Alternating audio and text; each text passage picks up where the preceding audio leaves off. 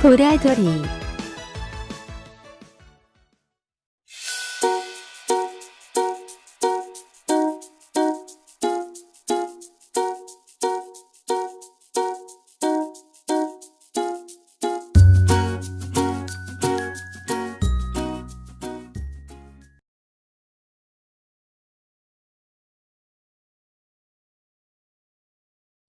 Aircraft making a condensation trail is very similar in many ways to when you go outside on a cold day and exhale.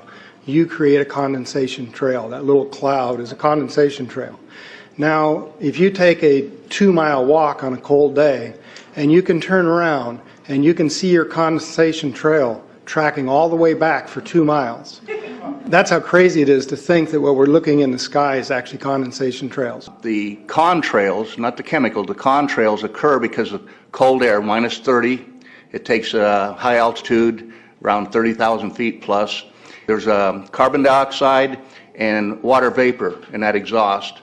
That turns to ice crystals, and that's what you see, the white stream behind it. Those white crystals of ice warm up, dissolve, and the smoke goes away. And it never lasts more than a minute. What we're seeing now, and I first could not believe it, and I started looking at the skies, and these are not normal. They're not natural. There's something going on. I don't know who it is or why they're doing it.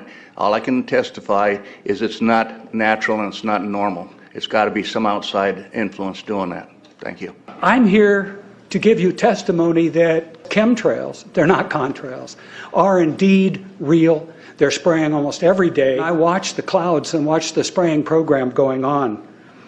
I want to tell you that we're in very great danger from the pollution that's coming down over us. And we've been led astray by the military-industrial complex, and they're responsible for the cloud's creation and weather manipulation programs. They're dark operations. That's why they're not out in the media. I look around and I see people are starting to look up and see this. Many times I've spoken about chemtrails, and I get this blank look on my face. What are you talking about? I'm saying, look up. As a pilot, before I fly, I look up. And so, boy, they're really out there working.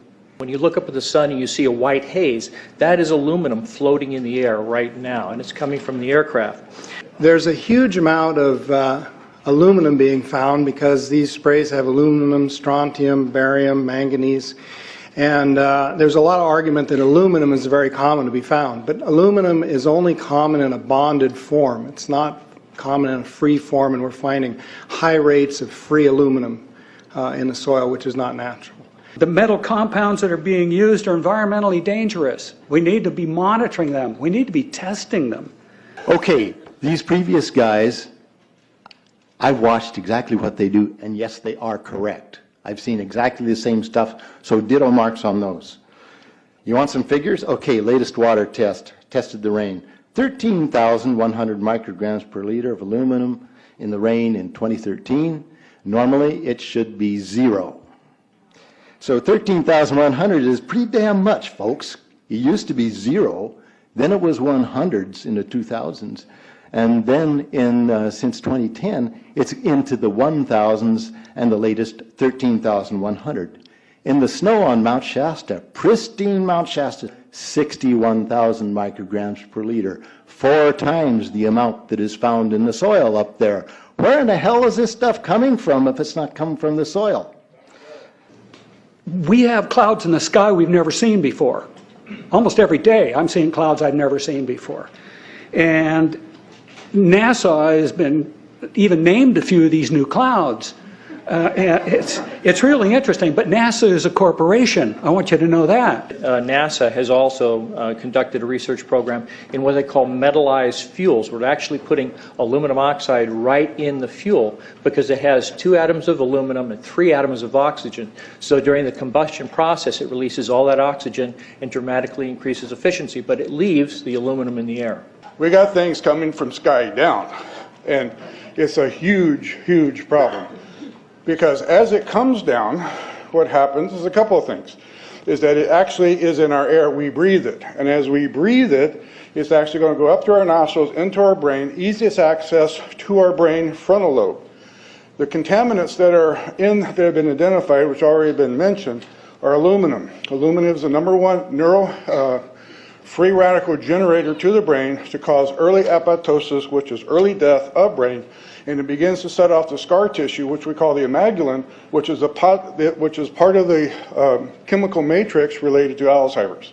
I'm a neurologist practicing in Reading for 17 years, and in the past 5 years, I have seen the number of patients with Alzheimer's disease, Parkinson's, and other neurodegenerative diseases tremendously increased, almost quadruple.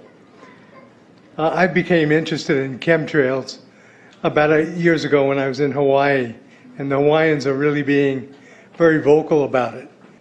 I concur about the increasing number of Alzheimer's. They have been able to take the aluminum and micronize it, which means it'll stay up longer. But it also means, and I don't know if any of you have noticed a metallic taste in your mouth when they're spraying, but you inhale that, it goes up through your cribriform plate and through your sinuses and into the brain. As you heard, to spray nanoparticles, very small particles. These nanoparticles, they basically trigger a programmed cell death in the brain, and that is the ultimate path we see in Alzheimer's. That's problem number one, because when we look at the Alzheimer issue, we say those are the old. The real problem is, and the real scare I have, is as I am a father of 2, I am a grandfather of 3. So the drama is our children. ADD started in the 70s. Autism was not on the radar. There was no documents, there was no information. It was 1 in 100,000 children. Today, what we have is 1 in 48 boys. I was part of the early group that was looking for aluminum in ADD and ADHD.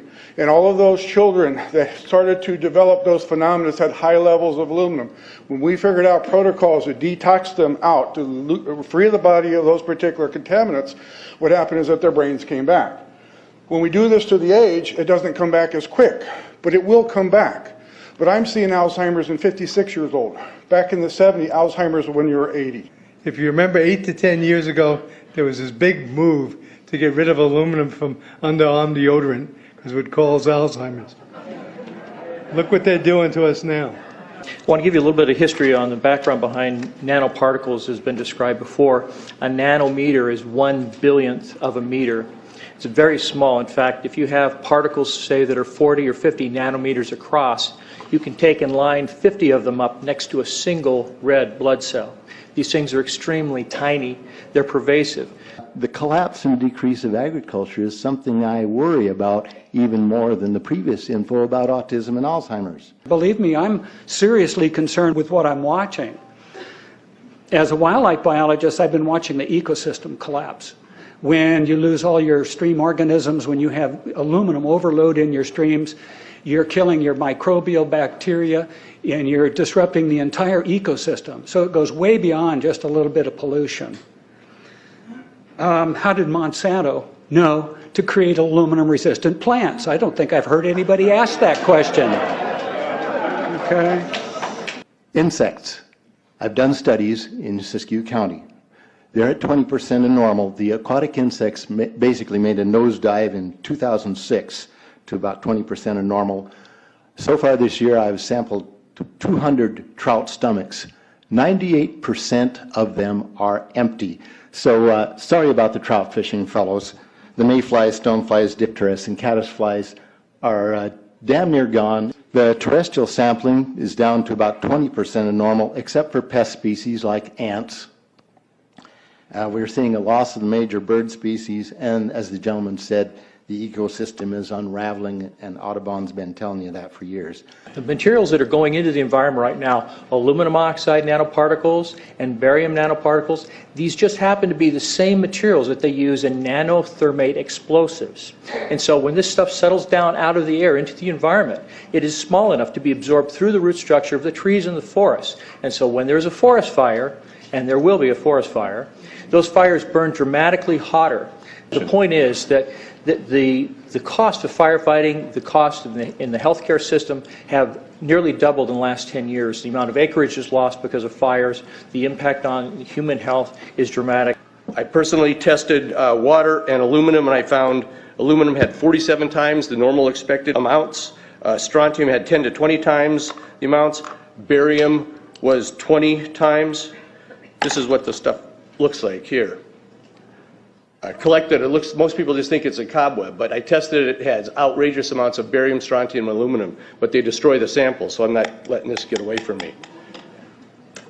You know, these tests are international in scope. We're seeing this all over the world, guys. Okay, pH of acid soils is 20 times more alkaline. The aluminum in the soil has doubled in the last 10 years. The rain normal was 5.6. It's 20 times more alkaline.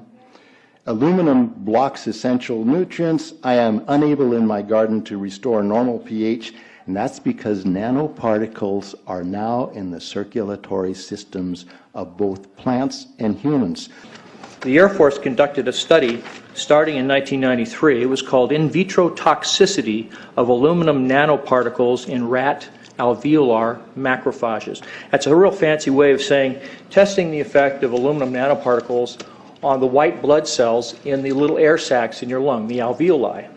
And what they found in this 8-year study was that these particles, when you're exposed to them long enough, it suppresses the ability of your white blood cells to defend you from airborne infections coming into your lungs. So it suppresses your immune system.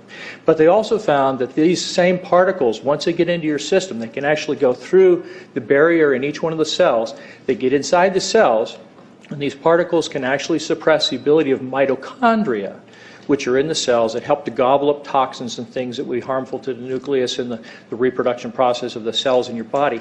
These processes are suppressed, and so essentially by breathing this material in, your immune system is dramatically suppressed. I wrote to the federal government because Air Force wrote a book, and on the first page of the book they said, we're going to control the weather by the year 2025. I asked them, what are they doing spraying these chemicals on the public? I said, there's violation of United States Code 50 USC 1520, which prohibits the American government from experimenting on the U.S. citizens with chemical agents. I said that law also requires who's ever experimenting, when the federal government does it, that they have to report to Congress within 30 days. They wrote back, they said they don't know what I'm talking about. We have enough evidence that there's this spraying going all over the place. We were warned about the takeover of our freedoms by the military-industrial complex by both Eisenhower and Kennedy. They're gaining traction on us, folks. We are in trouble more than just a spraying program. All I can say is it's about time we get up in arms about this, because it is affecting our health. It's high time that we as citizens of this great country take action. Board of Supervisors in Suffolk County, New York, they outlawed geochemical engineering. Hawaii passed an ordinance prohibiting geochemical engineering. I urge you to bar geoengineering in Shasta County and pass an ordinance. At least ask some damn questions. What the hell is all this aluminum doing here? Why are the trees dying, fishes dying? Why is there Alzheimer and aluminum spiking? And why are these fibers on the ground here in Shasta County? Thank you. Thank you, Mr. Marmon. Today, the Shasta County Board of Supervisors has been the beneficiary of some sincere, passionate, and knowledgeable comments. And I thank you for those. I am in agreement with my colleagues about sending letters and a call for action, but I would hope that we could go a step further. I would like for us to send a copy of this video where all of you spoke today, all 2.5 or 3 hours of this testimony, to be sent to our senators and our U.S. representatives, and also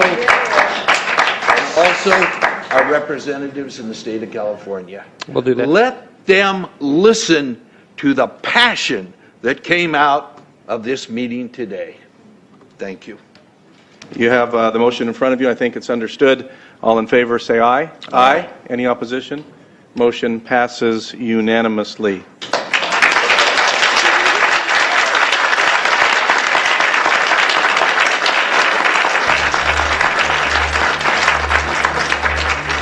It wouldn't surprise me at all if the response is one that exceeds far the boundaries of Shasta County in terms of the platform that is offered, as evidenced by those who attended today from around the world.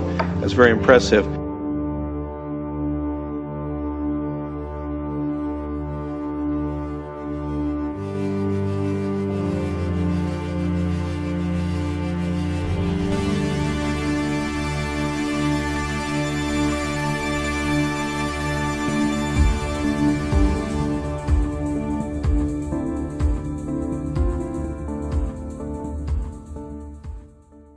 저의 채널을 시청해 주셔서 감사합니다.